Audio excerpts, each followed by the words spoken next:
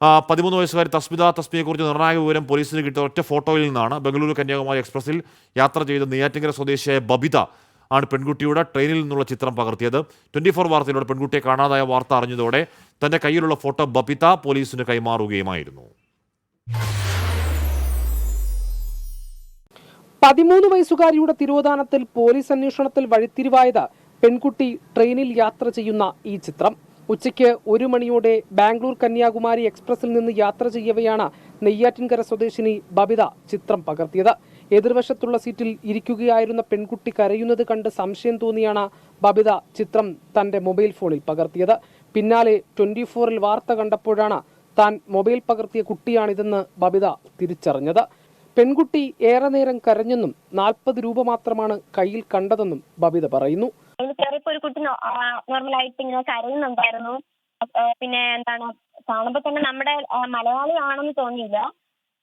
പിന്നെ കയ്യിലൊരു ബാഗുണ്ട്, കയ്യിലൊരു 40 രൂപയാണെന്ന് തോന്നുന്നു. ഞാൻ കണ്ട 40 രൂപയാണ്. ഒരു ടിക്കറ്റ് കൂടെ ഉണ്ടായിരുന്നു, ബസ്സിന്റെ ടിക്കറ്റും. പിന്നെ ഇടുക്കി നിൽക്കുന്ന ഒരു വസ്ത്രധാരണമായിരുന്നു. രാവിലെ 24 ന്യൂസിന്റെ തന്നെയാണ് ഞാൻ ലൈവ് കണ്ടുകൊണ്ടിരുന്നത് യൂട്യൂബില്. മഴയായോണ്ട് അപ്പൊ അതിൽ വിളിച്ചപ്പോഴാണ് പിന്നെ പോലീസ് തിരിച്ച് വിളിച്ചെന്നെ അറിയിച്ചത്. ബബിത പോലീസിന് കൈമാറിയ ചിത്രം മകളുടേതാണെന്ന പെൺകുട്ടിയുടെ കുടുംബവും സ്ഥിരീകരിച്ചു. ഫാദർക്ക് ഫോട്ടോ അയച്ചിട്ട് കൺഫേം ചെയ്തു, അതേ പെൺകുട്ടിയാണോ കൺഫേം ചെയ്തു. ഫാദർ കൺഫേം ചെയ്തിട്ടുണ്ട്, അതേ പെൺകുട്ടിയാണ്. ബബിത നെയ്യാറ്റിൻകരയിൽ ഇറങ്ങിയെങ്കിലും ഇവരുടെ സുഹൃത്ത് പാറശാല വരെ യാത്ര ചെയ്തിരുന്നു. അപ്പോഴും പെൺകുട്ടി ട്രെയിനിൽ ഉണ്ടായിരുന്നു. ഹരികൃഷ്ണൻ, 24, തിരുവനന്തപുരം.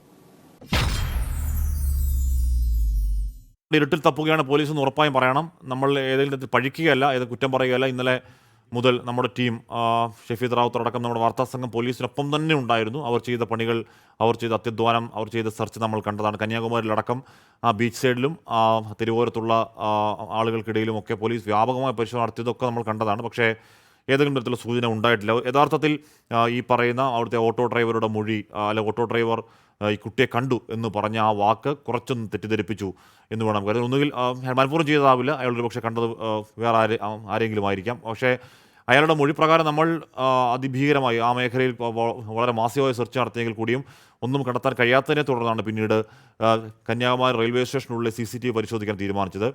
അതൊരു പക്ഷേ ആദ്യം ചെയ്തുകൂടായിരുന്നോ എന്നൊരു പ്രേക്ഷക കമൻറ്റ് ബോക്സിൽ ചോദിക്കും. എന്താണ് സാഹചര്യം എന്നറിയില്ല. ഒരു റെയിൽവേ സ്റ്റേഷനാണ്, അതിൻ്റെ CCTV മൊത്തം എടുത്ത് പരിശോധിക്കാനുള്ള സമയപരിധിയോ അല്ലെങ്കിൽ അതിൻ്റെ പ്രൊസീജിയറൽ താമസമോ കാലതാമസമോ ഒക്കെ ആയിരിക്കാം അതിന് കാരണം. എന്തായാലും ആ CCTVകൾ വിശദമായി പരിശോധിക്കുമ്പോഴാണ് ആ റെയിൽവേ സ്റ്റേഷനിൽ ഈ 13-കാരിയുടെ ഏതെങ്കിലും ചിത്രം അവർ പരിശോധിച്ച 6 പ്ലാറ്റ്ഫോമിലെ പരിശോധിച്ച പല CCTVകൾ ഏതെങ്കിലും ഒന്നിൽ പോലും അവ്യക്തമായി പോലും ഏതെങ്കിലും തരത്തിലുള്ള ഒരു ചിത്രം കിട്ടിയില്ല എന്നതിൽ നിന്നാണ് കുട്ടി കന്യാകുമാരിയിലേക്ക് ഇറങ്ങിയിട്ടില്ല എന്ന കാര്യം ഉറപ്പിക്കുന്നത്.